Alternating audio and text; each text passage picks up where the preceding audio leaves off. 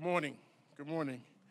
I'm joined here today by Mayor Eric Adams, New York State Attorney General Letitia James, Manhattan District Attorney Alvin Bragg, Bronx District Attorney Darcel Clark, Queens District Attorney Melinda Katz. We have the Chief Assistant District Attorney from Brooklyn, Nancy Hoppick. And we would like to recognize the Staten Island District Attorney, though he is not present today. Him and his office was very, very instrumental in this plan. The NYPD's Chief of Crime Control Strategies, Mike LaPetri. New York City's Small Business Service Commissioner, Kevin Kim. Members of my office, the Office of Public Safety specifically, I'd like to shout out Steve Board, who was very helpful and instrumental in implementing this plan, and also Jordan Montoya from Mach J. We are also proud to be joined by our partners in the retail industry. Our host, and she is such a host, she's a very committed partner, Barbara Askins, who's the president and CEO of the 125th Street Business Improvement District. Kelsey Dorado, Director of Government Relations for the Retail Council of New York. We have representatives of the Collective Action to Protect Our Stores. Samuel Collado, President of the National Supermarket Association. Jason Ferreira, who is the owner of Ferreira Foodtown. And Frank Marte, President of the Bodega and Small Business Association. And as certainly seen, we were just joined by our council member, Julie Menon.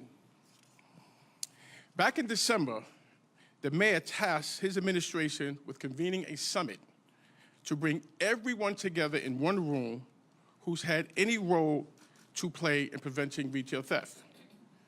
At each and every table in the room, we had a store owner, a business representative, law enforcement personnel, district attorney or a rep, and social service providers. For several hours that day, each group had a chance to really talk it out, get to the bottom of exactly what was driving this increase in retail theft that we have seen in New York City over the past few years. And more importantly, right, start to come up with viable, actionable solutions. This is how government should work. You bring different voices with different perspectives, with different views to the table, and you work together to come up with a plan. The whole is greater than the sum of its parts. Since that Retail Theft Summit, we have continued those conversations and started to implement the ideas that came out of it. We still have a very long way to go, and the plan being released today is our roadmap forward, and we are optimistic and confident that we can fix this. We have to fix this because it affects every single one of us. Every instance of retail theft represents another inch that a business store is going to close for good. It means a lower paycheck, or even worse, a job cut. It's an employee or a customer feeling unsafe. It tears at the fabric of what's good about New York City.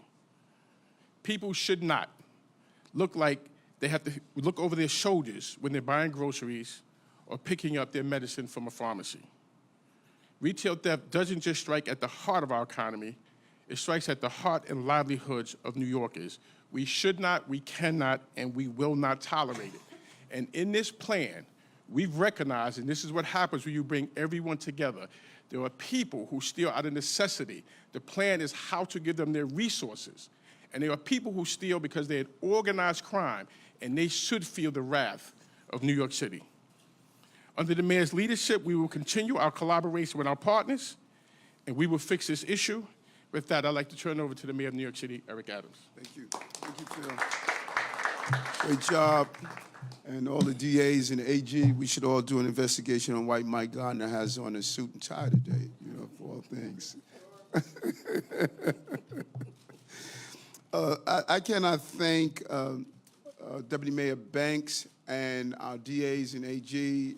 They were at Gracie Mansion discussing this very real problem. And it's, again, it's not a national problem. It's not a local problem, it's a national problem. Some of this retail theft took place in other parts of the country. It caught on social media, and it spread as fast as the pandemic across our entire country. And there was just a real uncertainty on how to address it. Many of our retail establishments really don't want their employees playing the role of police and attempting to stop people, because that could be extremely dangerous, as we witnessed several of the incidents where people interceded in the actual thefts and they were assaulted. And so we're to come up with a holistic approach, and that is exactly what our partners in law enforcement actually carried out at Gracie Mansion for those number of hours. And the way we laid it out, having our partners in the retail industry, something that I've communicated with throughout my years, those great leaders in NSA and others, as well as our law enforcement personnel, partnering with the New York City Police Department, our prosecutors, to really break down actually what was happening in our city and in our country around retail thefts. And I believe the deputy mayor really laid out the case. When someone witnessed the systemic thefts that you're watching in our establishment, it hurts the entire economic stability of the city. It hurts those who are employed there. When you get a chain store that closes down, you lose the employment. And those individuals who are employed there, they're out of employment. It hurts the individuals who are assaulted because of this action, and it just hurts and bottlenecks our entire criminal justice system. And so our goal at the Retail Theft Summit was to sit down and break down into its pieces what is the problem, and as I use the analogy all the time, what are the many rivers that fed the sea of retail thefts? And we walked away with, as the deputy mayor alluded to, three categories.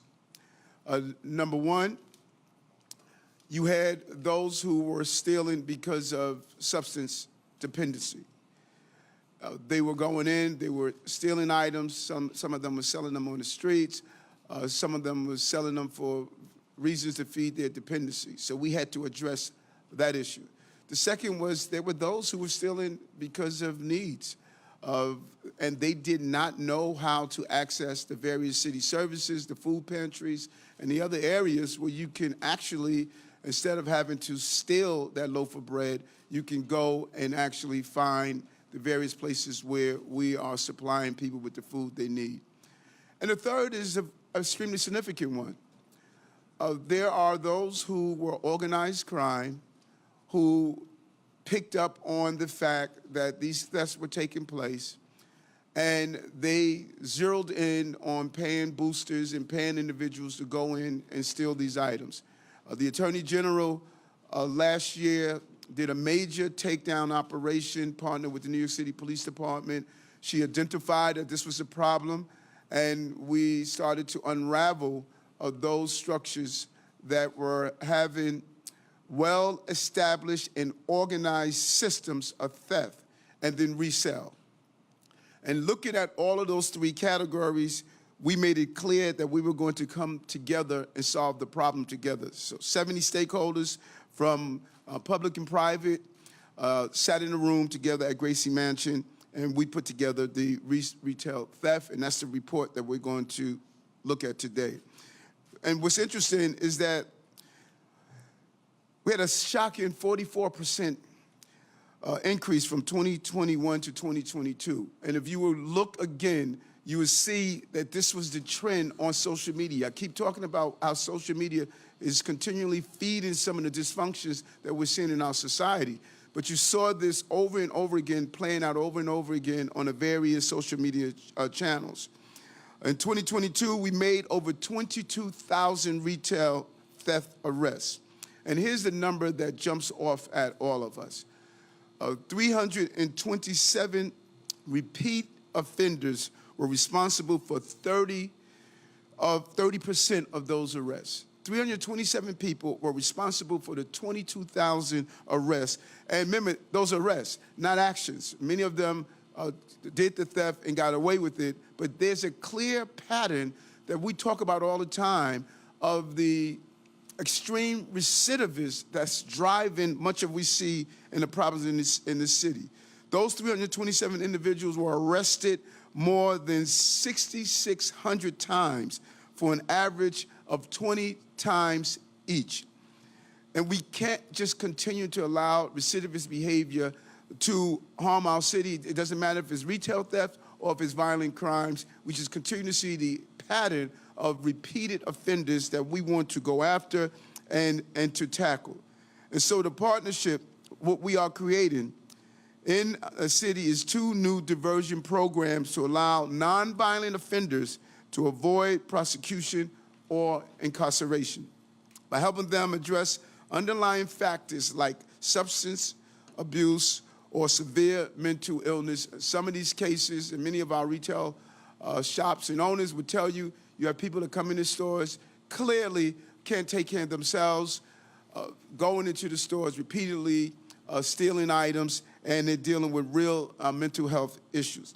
We're going to also train workers in de-escalation tactics and security best practices so that they can know how to address this issue.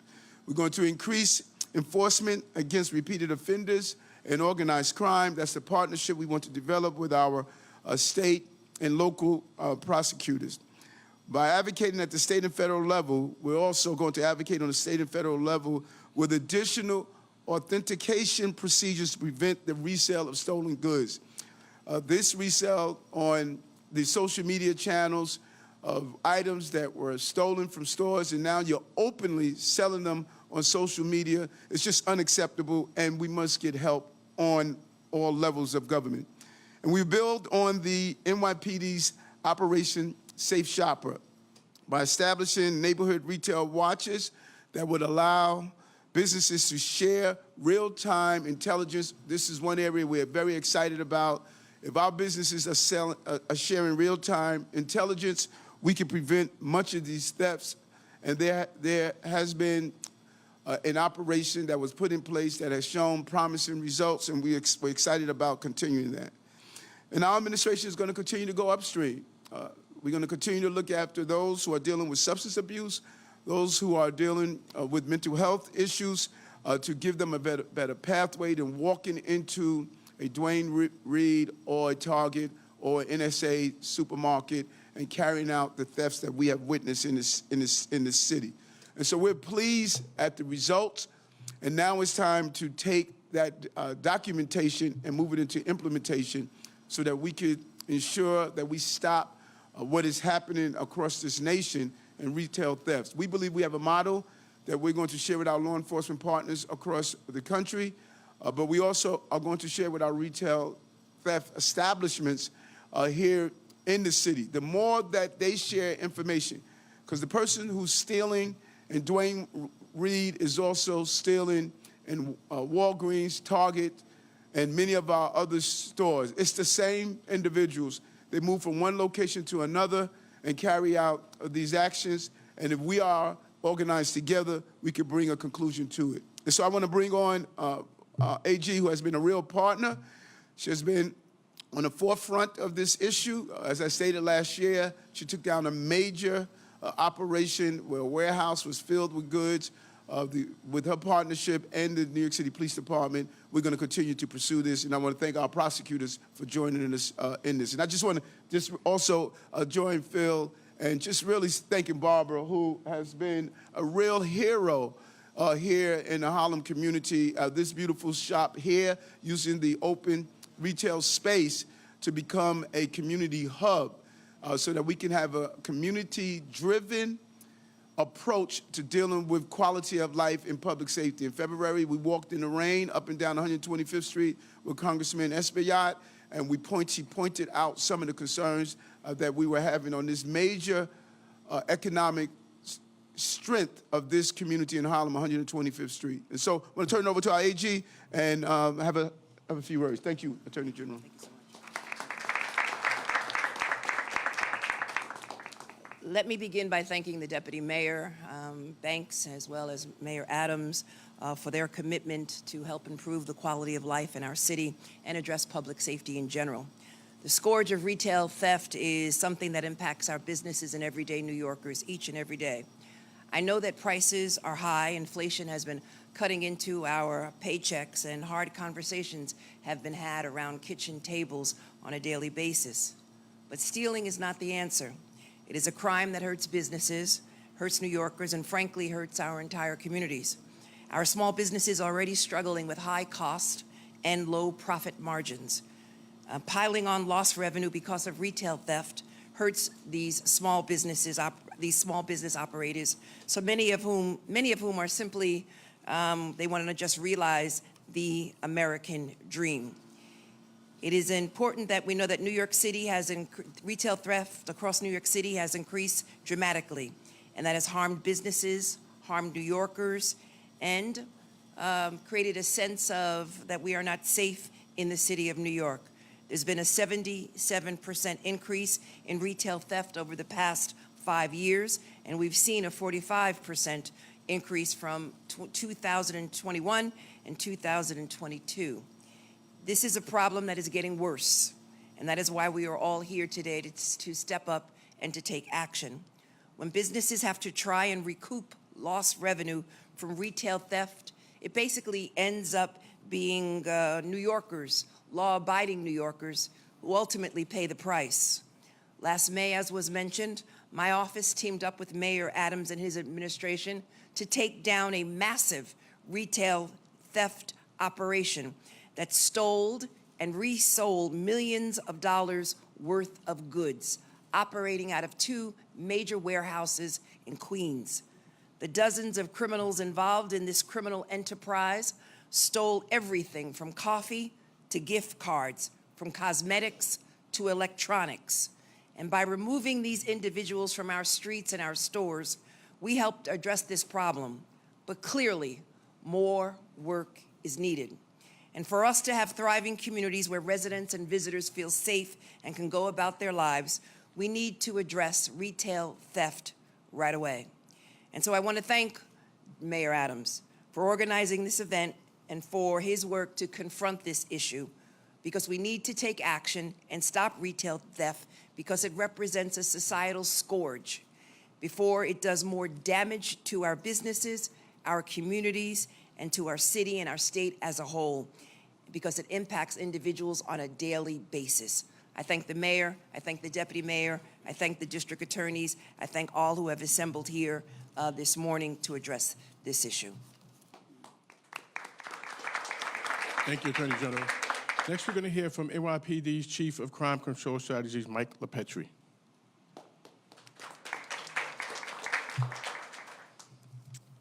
Thank you, Deputy Mayor. Thank you, Mayor Adams. Good morning. So I thought it was fitting that as I entered here today on 125th Street, that there was, I think I saw 6 police officers on foot. They are not there because of this press conference.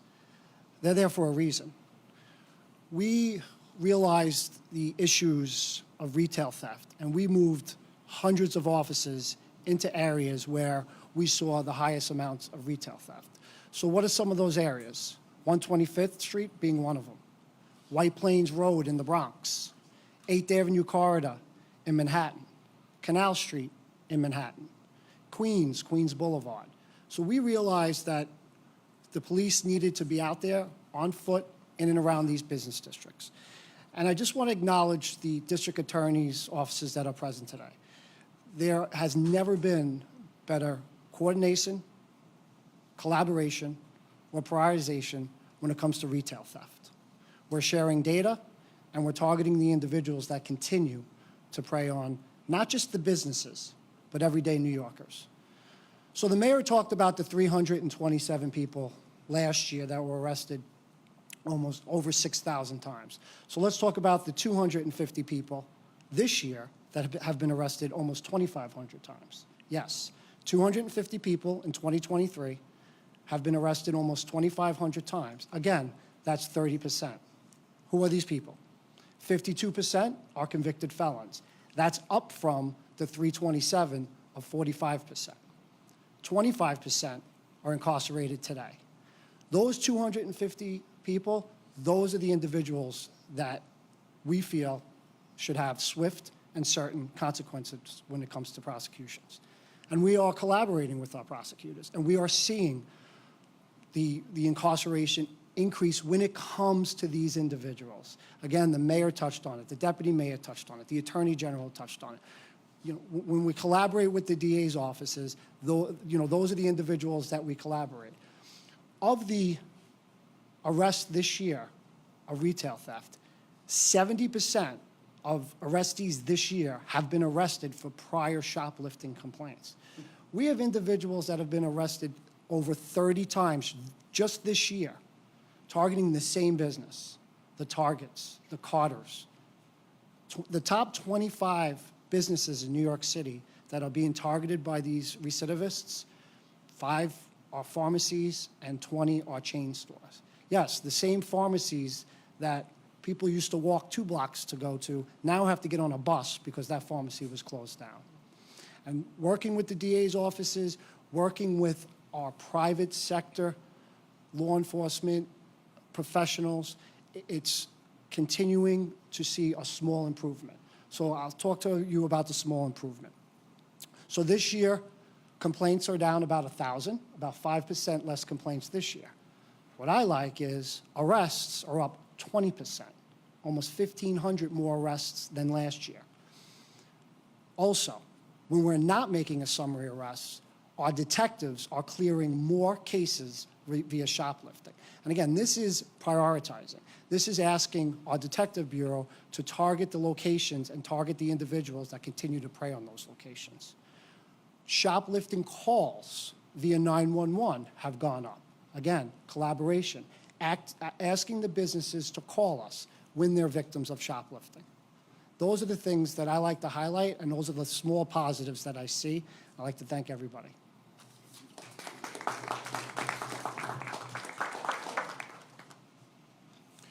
Thank you, Chief. Next, we're going to hear from the Manhattan District Attorney, Al Bragg. Thank you, Deputy Mayor Banks, and thank you to the mayor for convening us last year and for just being extraordinary partners day in and day out. And she's been thanked before, but I have to thank her again as we're here in the village of Harlem in Manhattan. Barbara Askins. We sat around a table right where you're sitting today, yesterday, with stakeholders, community leaders, small businesses, NYPD, Captain Shepard from the 2A. It's that integration, that effort, which the mayor has led citywide. Barbara Askins is leading right here on 125th Street. We know Manhattan is the retail capital of the country, and 125th Street in many ways is the heartbeat. We cannot accept a system where individuals are cycling in and out, coming out again to shoplift. It's bad for the stores, it's bad for the businesses, it's bad for our customers, it's bad for the individuals themselves. We got together under the mayor's leadership and deputy mayor's leadership late last year and have been coordinating. Before that, under Barbara's leadership in Manhattan, we had a small business alliance, and we've been working together. The good news is that these efforts are already starting to yield fruit. In Manhattan, year to date, petty larcenies are down 8%, robberies are down 5%, and shoplifting complaints are down 11%. I want to thank the chief for the resources, the work, the coordination, and the data-driven. We're pairing our data and working together. And again, want to thank the mayor and the deputy mayor, all the colleagues in government. It's all of the stakeholders coming together. We know we have a lot more work to do, but did want to note those encouraging trends. Thank you. Thank you, D.A. Bragg. Next, we're going to hear from the Bronx District Attorney, Darcel Clark. Morning. Thank you and good morning. Thank you to you, Mayor Adams and Deputy Mayor Banks, for convening that summit last year to talk about retail theft. And to really, it's great to be here among all of you to talk about the fruits of that meeting. It was really a great opportunity for everyone to sit down at the same table to try to stop retail theft from destroying our communities through lost revenue, jobs, and just being able to conveniently shop in your neighborhood, as well as demoralizing the morale of our residents, the shoppers, the business owners, as well as their employees.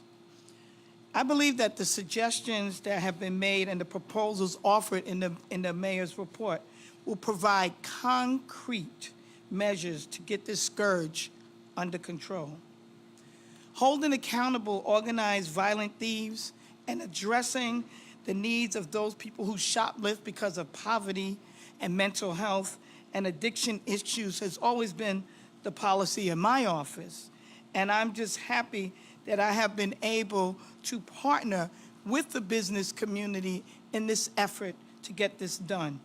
I've worked with a number of the retail councils, CAPS, Communities Against Saving Our Partnership, several Bronx bids, the National Supermarket Association, the bodega owners, the loss prevention officers from some of the big box stores, as well as the drugstore chains. All of us working together with NYPD has helped us deal with the recidivism that we've seen in the Bronx. And my General Crimes Bureau, along with my Crime Strategies Bureau, also works with these same partners to make sure that we identify the high priority larceny recidivists, because that is the heart of what is happening here, to deal with those who are causing the most harm because of their recidivism. And we've been able to secure dispositions for under this program and this partnership, whether it's ranging from getting mental health treatment for somebody, drug treatment, all the way to people serving time in jail for their crimes.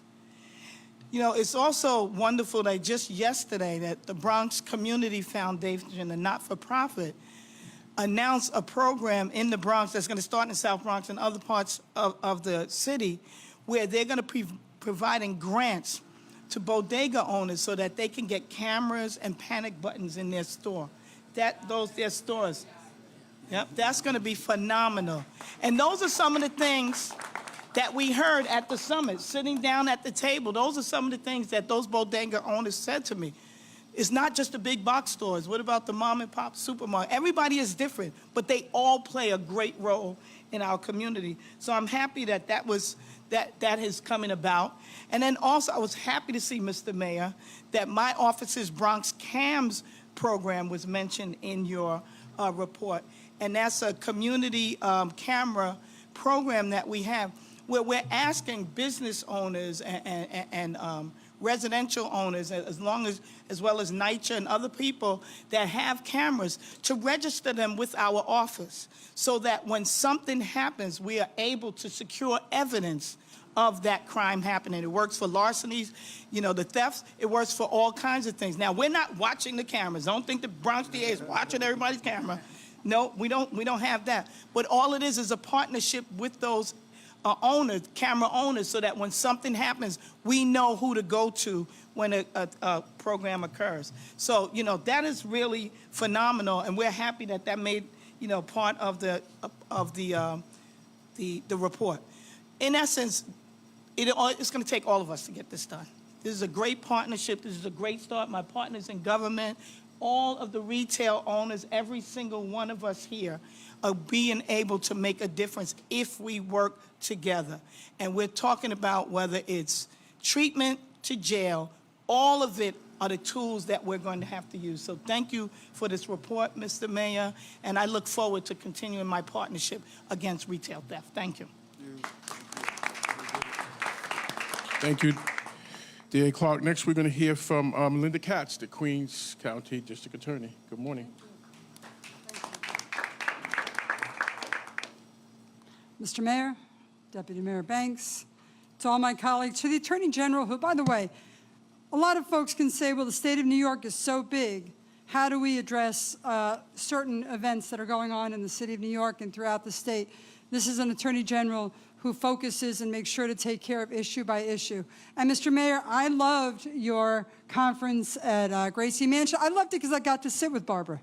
And everybody is talking about that, but we exchanged a lot of great ideas. Look, New York City is a city of neighborhoods.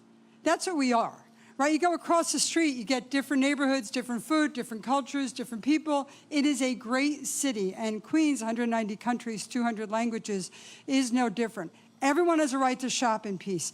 Everyone's got a right to go to the store with their kids and not worry about whether something's going to happen in that store. Everyone has a right to have their grandparents, their parents, sit on benches in parks and being safe.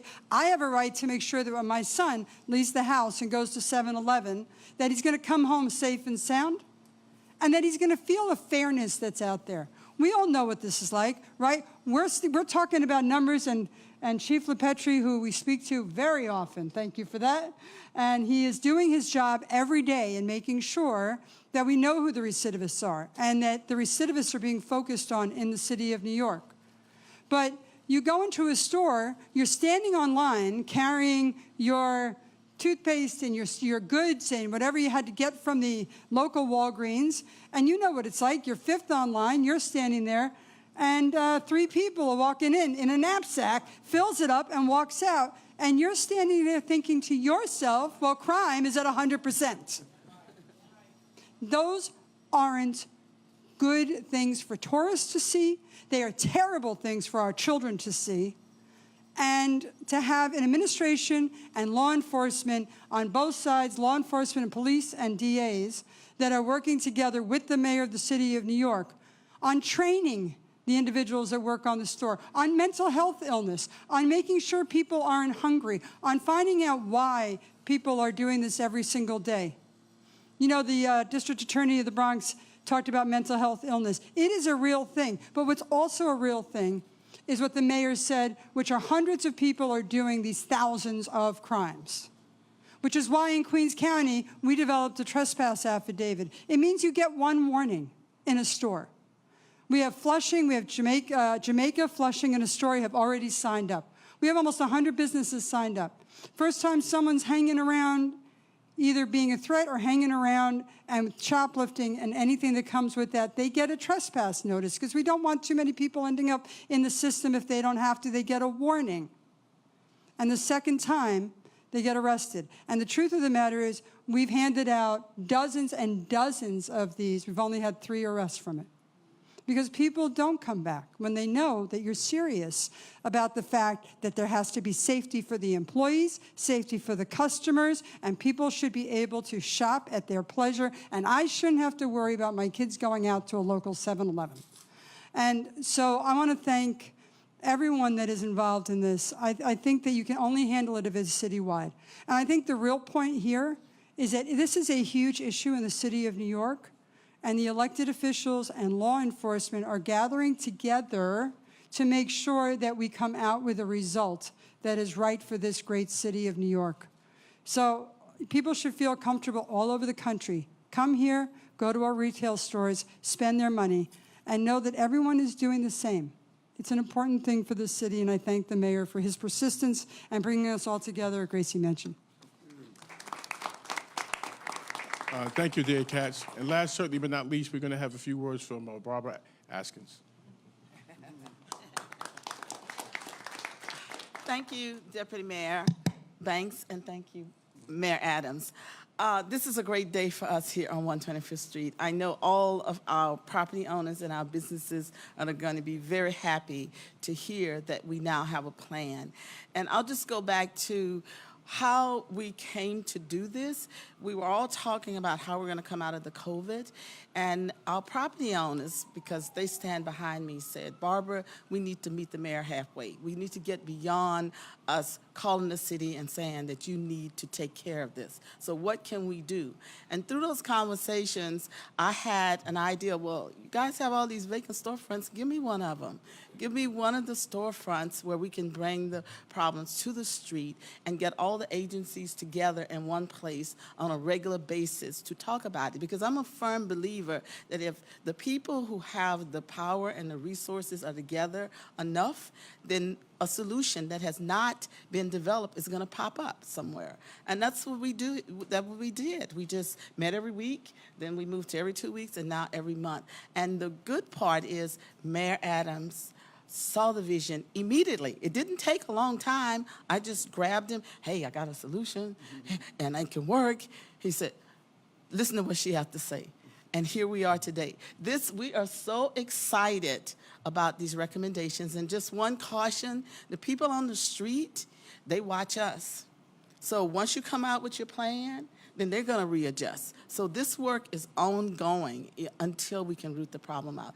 Thank you so much. And Letitia, we've been go back so long. I'm always happy to see her in Harlem and everything. So, you know, it's good to be here. And Mayor Adams and Deputy Banks, thank you. And lastly, DA Bragg. He lived around the corner. We run into each other, Cafe Lafayette. But we all know that this cannot happen without the DA's office as well. Thank you so much.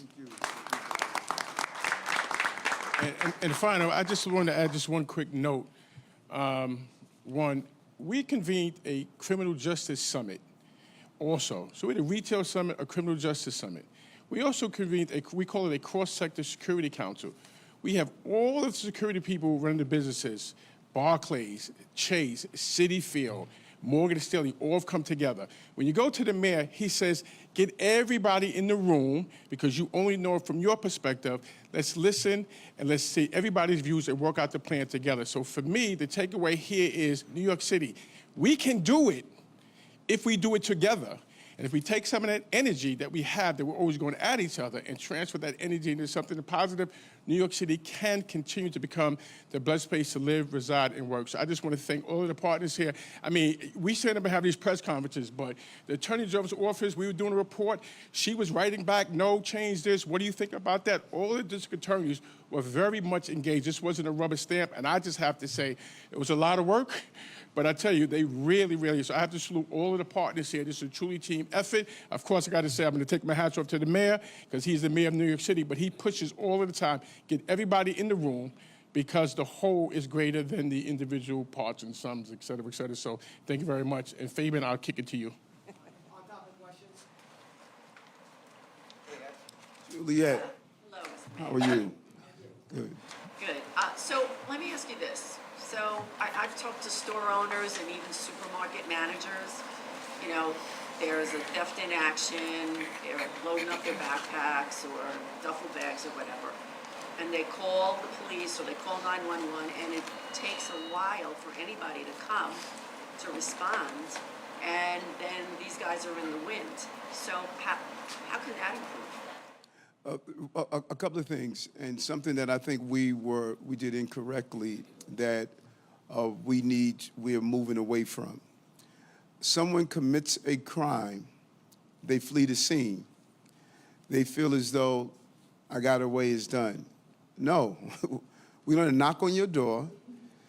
If we have an identification, if we have a way to identify you, that's what Chief LaPetrie was talking about. The detectives are going to close those cases because that's how we send the message. The mere fact you were able to leave the store does not mean you left the prosecution. And we're going to continue to go and pursue those who are committing the crime because it is revealing to us it's a small number of people who believe I got away with the theft, now I'm going to go do it tomorrow. We're changing that mindset. Mayor, those repeat offender stats are mind-blowing from last year and this year, really eye-grabbing. Not to put you on the spot too much, but are you seeing what you need from your district attorneys you're standing with right now? Because you don't get to be a repeat offender unless you go out again and again and again. We heard 30 times on average last year. Are you seeing what you need from the DA's offices?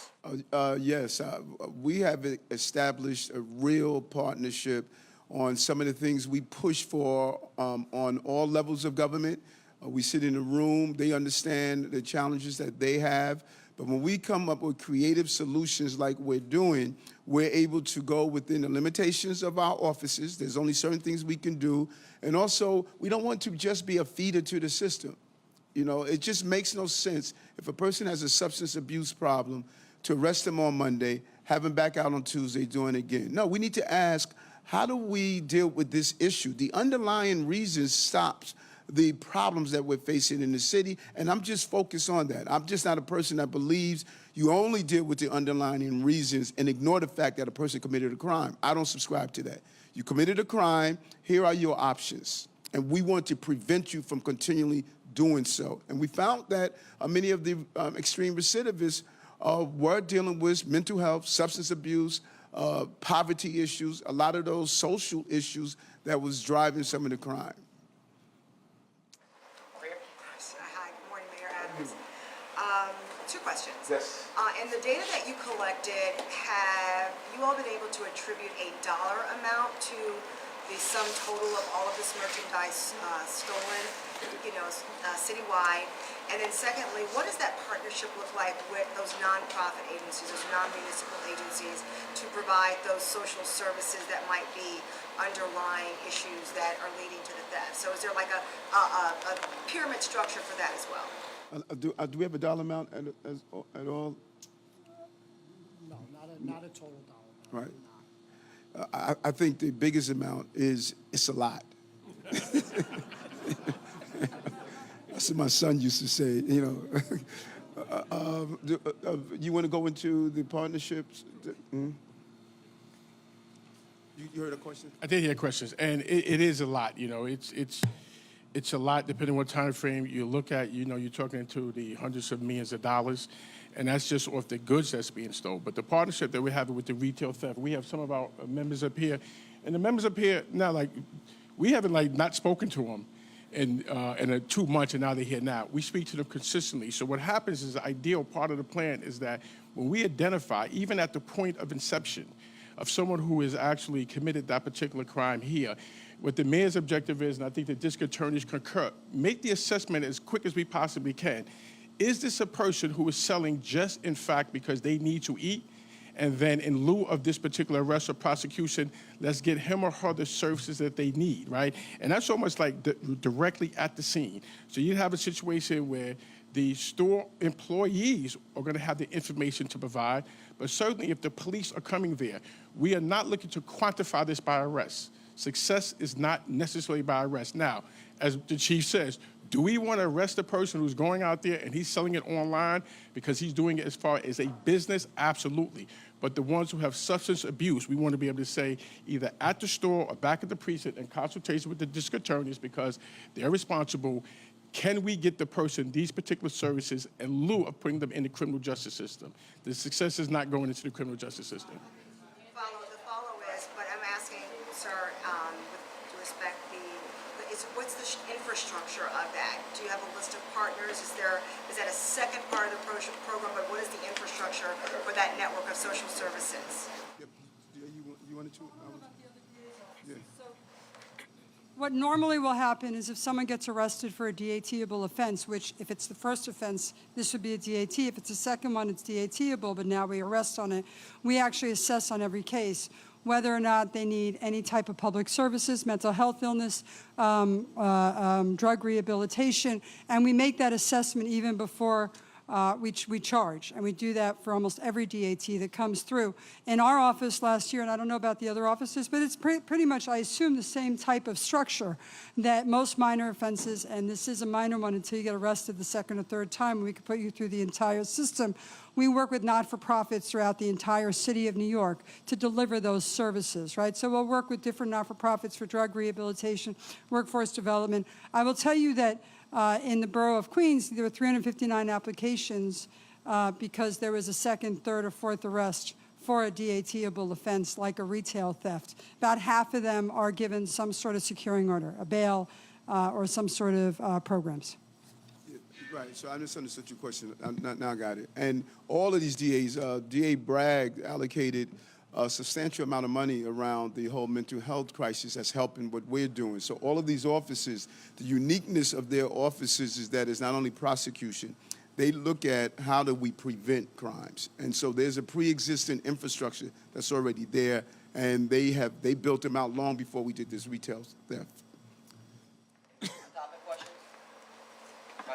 How you prevent, we saw what happened in San Francisco where, a store hires a security officer or they hire staff, loss prevention, and you see what happened in San Francisco where that man is killed, is shot for stealing from a store. What are you telling store owners in terms of, handling that kind of thing on their own? Are you telling them to reach out to NYPD? What are you telling about?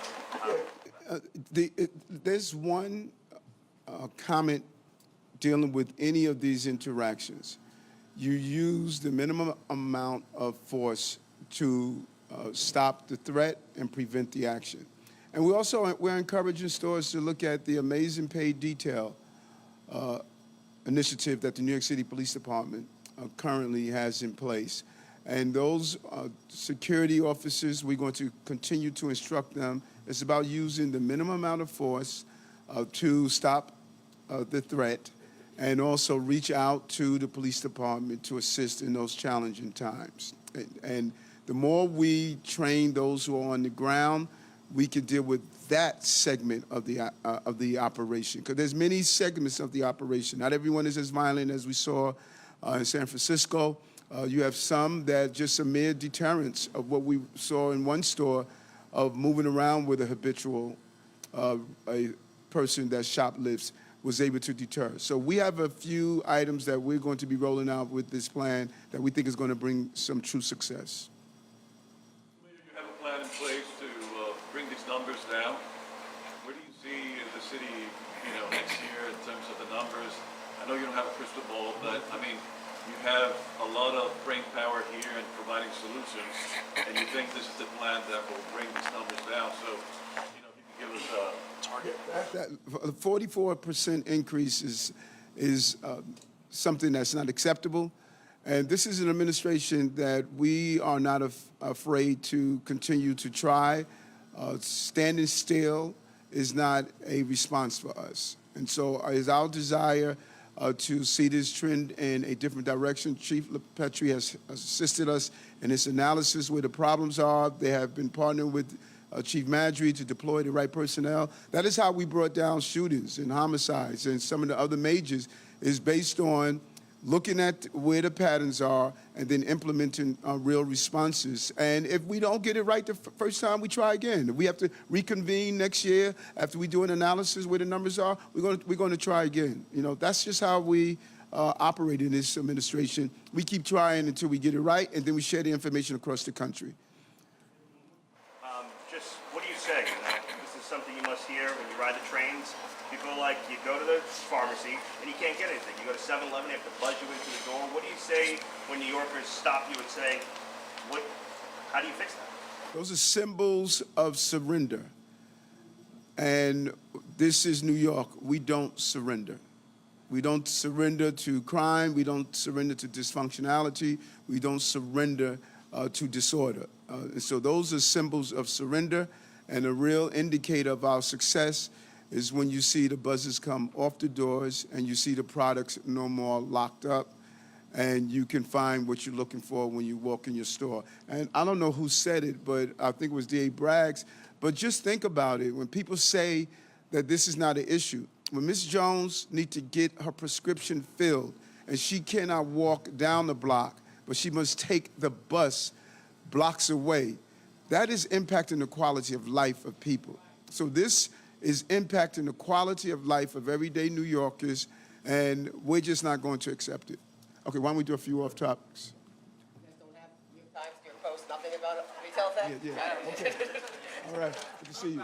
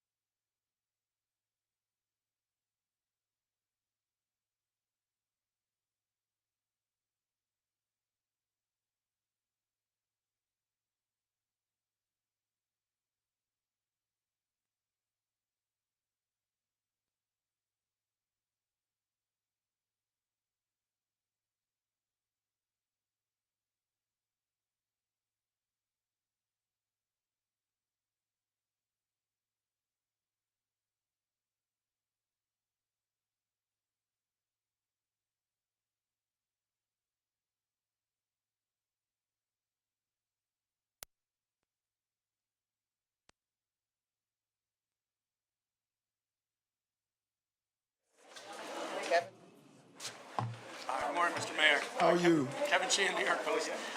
Just one quick question. Do you want to use Rikers to house migrants, specifically the OBCC or Otis Bantam Correction Center? You know, I've said this over and over again as we deal with this crisis, probably one of the largest crises of humanitarian crisis the city has ever experienced. We're going to look at everything. And as we roll out what we're doing, we will announce. But right now, everything. I tell the team every morning at 8 a.m., we are looking at everything. And as we roll them out, we're going to share with you. Convert the space. Mr. Mayor, can you say anything about the response to a paparazzi chase involving Prince Harry and his wife last night? Pretty scary. Apparently, 2 NYPD officers involved. We all know the history with that family here. What do you know about that? What can you tell New Yorkers and about that? You know, it's clear that the press, paparazzis, they want to get the right shot, they want to get the right story. But public safety must always be at the forefront. The briefing I received, 2 of our officers could have been injured. New York City is different from a small town somewhere. You shouldn't be speeding anywhere, but this is a densely populated city. And I think all of us, I don't think there's many of us who don't recall how his mom died, and it would be horrific to lose an innocent bystander during a chase like this, and something to have happened to them as well. So I think we have to be extremely responsible. I thought that was a bit reckless and irresponsible. Mayor Adams, just to follow up to that, can you share more details about the briefing that you received, and if they've confirmed that this was a 2-hour chase? Because this is a densely populated town, as you mentioned, there are lots of traffic, and just did they confirm that the duration was 2 hours in New York City traffic, and just any other details you might be able to share about the briefing, please? No, I'm going to be brief in depth later on today, and to give the exact time frame of how long. I would find it hard to believe that there was a 2-hour high-speed chase. That would be, I find it hard to believe, but we will find out the exact duration of it. But if it's 10 minutes, a 10-minute chase is extremely dangerous in New York City. We have a lot of traffic, a lot of movement, a lot of people are using our streets.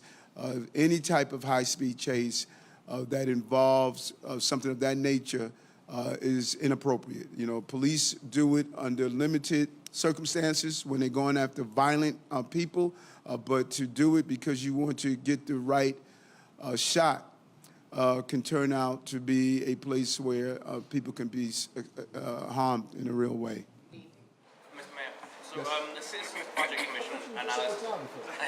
I'm doing both today. So the Citizens Budget Commission analysis found that for the fiscal year 2024, that the NYPD's budget is likely 1.6 billion less than it should, given the ratified PBA contract. Could you comment on that? They said it's 1.6. Less than it should be, given the recent ratified PBA contract, according to Citizens Budget Commission. I'm not sure what they're talking about. Jock could look over that. I'll have Jock from OMB look over that. I'm not exactly where they're looking at. I know that the NYPD and the other agencies met their peg, the agencies that we determined that we were going to allow to not have the exact peg. We listed them. But Police Commissioner Sewell did a great job in making sure, as challenging as it was, that they met their peg. Thank you. Mayor, with the expiration of Title 42, I don't think the city has seen the expected huge influx of migrants. So I'm wondering why hotels are not still available, why are hotels still not an option to house migrants, and why is the city considering Rikers and school gyms as opposed to what you guys have traditionally done so far, which is to use hotels to house the migrants? Okay, first, you said we're considering Rikers. As I stated, that when we decide where we're going to go, and we're going to let you know. So we shouldn't speculate what we're considering, other than everything is being considered. One of the biggest impediments to resolving this issue is that people have not really accepted the fact that this is a crisis. And some of that is because of us. You know, I'll be honest, some of that is because of this administration's ability to do what other municipalities were not able to do. As I stated over and over again, I've been to El Paso. They're sleeping in the airports. They're sleeping in the streets. I speak to my mayors in other places. So because we have managed it well, people have the belief, well, it can't be that bad. No, it's bad. I don't know what it's going to take where everyone is saying we're downplaying, you know, oh, it's not bad. No, it is that bad. And so we didn't get yet the heavy flow from Title 42, but we got 4,200 people last week came to our city for shelter. I need everybody to wrap their heads around that for a moment. 4,200 people showed up in our city in 1 week with the already 65,000 that was here already and saying we need full care and shelter. Then we had 900 people a few days ago that came in 1 day. 1 day, 900 people.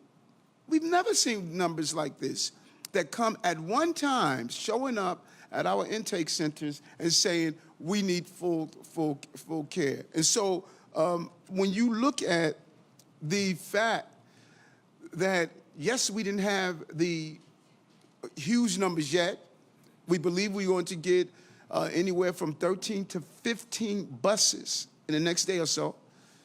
So each time folks come in, we have to immediately address the issue. And so in order to address an onslaught, you have to have places you can put people as you normalize and figure it out. So we reached out to our hotels. Many of them are saying, we don't want to get into the shelter business. Many of them are going to price points that is just too hard for taxpayers to pay. Many of them are not suitable for housing migrants. And so I just really need everybody, particularly our leaders, you know, a city council person said the other day that y'all just manufacturing this crisis. There just needs to be a real reality check.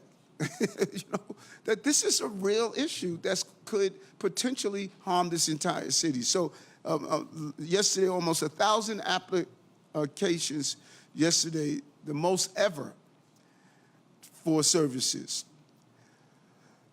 Just note that I just got almost half of all hotel rooms now are taken up by asylum seekers. Think about that. I'm not sure what is going to take before people hear what I am saying, that, we're going to wait until we're too far gone. This is what we were trying to prevent. We were trying to prevent this. And now we're here, and I'm happy to see that everyone appears to be saying, okay, there's a real issue here. Yeah, Mr. Mayor, how is the state, or is the state helping you? For instance, facilities at the airports, there are buildings there, or large, areas that can be utilized. And also, have you approached the New York Diocese or the Brooklyn Diocese where they have school buildings that are no longer being used, schools that are closed? Well, I just want to go back for a moment because I don't know I'm going to answer your question, but I don't know if people really understand what I just said. Think about this for a moment. New York City is the hotel capital. We're the hotel capital. Tourism, visitors, sporting events, graduations, people come in town because their loved ones are graduating. We're the hotel capital.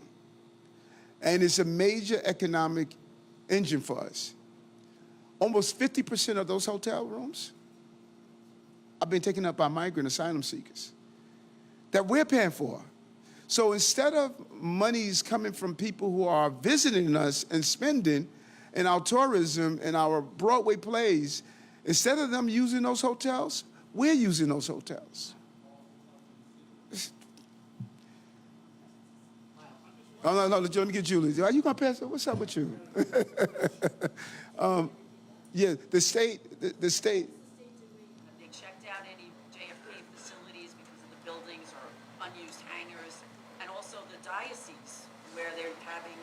school facilities? We are leaving nothing untouched. You know, hangars, closed churches, whatever we can do that is suitable to house the migrants and asylum seekers, we are examining. And we have a full team from DSS, City Hall. I cannot say enough about this team, a full team that's looking everywhere. Coming through for you? Well, they have to. Governor Hochul has been a partner. I said this over and over again. We could use the money that's coming in the budget, but we need to do more. And everyone in the state needs to be a part of this. New York City is the economic engine of this state. And if we have been there for the state needs to be there for us. And those who are in other parts of the state that are saying, we're going to take you to court, we're going to do these emergency orders, we need to stop. We're in this together. New York City must succeed for the state to succeed. I mean, just to put a finer point on it. Yes. You grew up in Herb Daughtry's church. You know you're going to be talked to by faith leaders about this. Nobody wants to go to Rikers Island for any reason. So you imagine the optics of that even being in the ether, you know, for people to report that people from City Hall went to Rikers Island just to check it out. How do you respond to that? I mean, it's just, nobody wants to go to Rikers Island for any reason, but to house migrants there, just the optics and the viewpoint of that. Well, first of all, again, as I stated, once we decide where we're going to release. And there's only one thing that I think all of you can say about me as mayor. I'm willing to make the tough decisions and not get bottled down in what the optics are. And whomever is telling us not to go somewhere, I have one question from them. You tell me where we should go then. That's what I need. So whomever is saying, don't go to a hotel on this block. Don't go to a hotel on that block. If you're telling me that, then I need for you to tell me where to go. Because the worst optic we could have is for a family to sleep on our streets. That's the optic we can't have. So whoever has an idea of whatever hotel I'm using or whatever plan we're rolling out, if they're saying, Eric, we don't think you should do that, then I'm going to say, fine. Now you tell me. Because the number one question I'm asking everyone now, did you go to Washington to get us more money? What have you done for the migrants? And where would you like for me to house them? If you can't answer question 1, 2, and 3. Mr. Mayor, How are you, Marsha? how are you today? So I'm wondering why you decided at this point in time to start putting migrants in the standalone gyms at various schools. There are people who point out that you have other options. You can put them in Javits Center. There was a city council meeting that pointed out an empty city building in Brooklyn yesterday. So the question is, this is the kind of thing that's going to generate more publicity than almost anything in the whole world because parents are screaming and they're screaming loudly. Is this sort of a strategy to try to put more pressure on elected officials everywhere, including Washington, to come to your aid, because so far they have been silent? And so the question is twofold. One, why the gyms now when you have other options, and why is this part of a strategy that you hope will be a public relations boon for you because it will put pressure on elected officials to help you? Okay, first let me answer the why we're using. We have a list of places, I think we have a 400 location list that we're looking at. And at the right, that we're looking at, we're examining the idea. Not all of them are ideal, because remember, we're talking about showers, we're talking about places to sleep, food, so they not all ideas. So sometimes people would say, well, okay, let's say the Javits Center. Let's use the Javits Center. How does that impact the conventions, the economic, the jobs, the working, feeding our economy, the taxes, all the things that Javits Center is doing? So when we take something offline, we need to understand what's the rippling effect of taking something offline. So a lot of people have great ideas, but are they well thought out? That's what managing a city is about. It's about saying, if I retake the Javits Center offline, how does that hurt our bottom line? like we did with the cruise terminal. We took the cruise terminal offline when it was not being used.